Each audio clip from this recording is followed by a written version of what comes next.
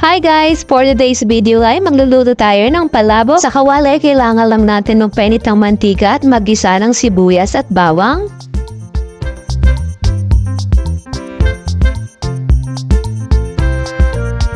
At kapag golden brown na ang sibuyas at bawang, pwede natin ilagay ang ating dinurog na tinapa.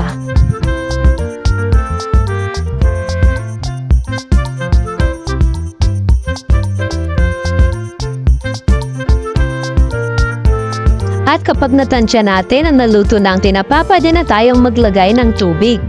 Nasa sa inyo na yan kung gaano karami ang inyong ilalagay na tubig. Siyempre, kung marami ang lulutuin ninyo ay dapat marami rin ang tubig at kung konti lang naman, konti lang din ang tubig na ilalagay natin. Maglalagay tayo ng paminta powder. Depende na sa inyo kung gaano karami ang gusto ninyong ilagay. Naglagay din ako ng seasoning granules or magic syrup para sa ating pampalasa.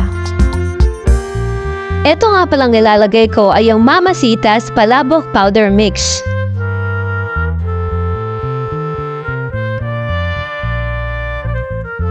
At naglagay rin ako ng atsuete or yung pampakulay ng ating palabok.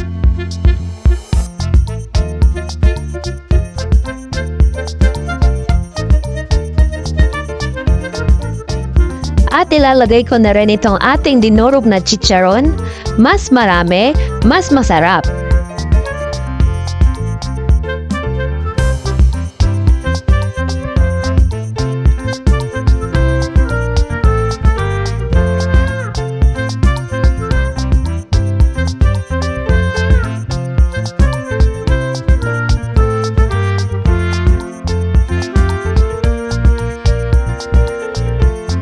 Naglagay rin ako ng kaunting asin. Tansyahin nyo lamang po ang paglagay ng inyong asin dahil yung ating tinapa flakes or yung dinurog na tinapa ay maalat na.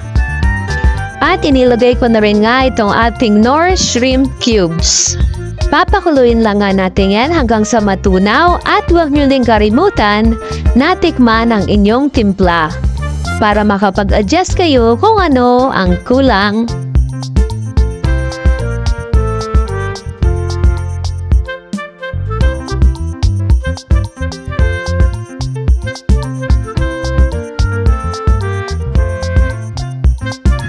Nang kumulo na nga ay maglalagay na ako ng isang pirasong itlog at hahalu-haluin ko lamang ito hanggang sa matunaw ang itlog.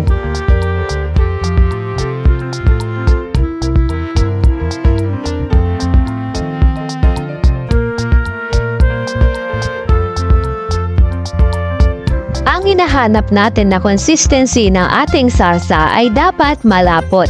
Kaya kapag nakita ninyong malapot na ang inyong sarsa, ay pwede nyo nang ilagay ang inyong pasta o di kaya naman ay ang bihon.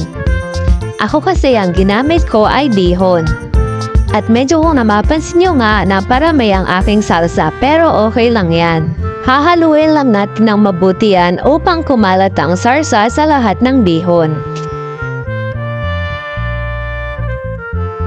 At syempre, kapag luto na, kailangan na nating ilagay ang toppings na ang chicharon.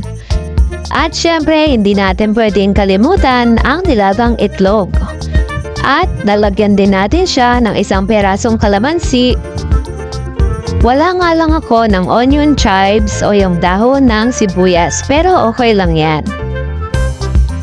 At eto na nga mga sister ang ating palabok recipe. Happy eating! Please like, share, and subscribe sa ating YouTube channel para lagi kayong updated sa ating mga uploaded videos and click the notification bell para always nauuna ka sa ating mga videos. Salamat!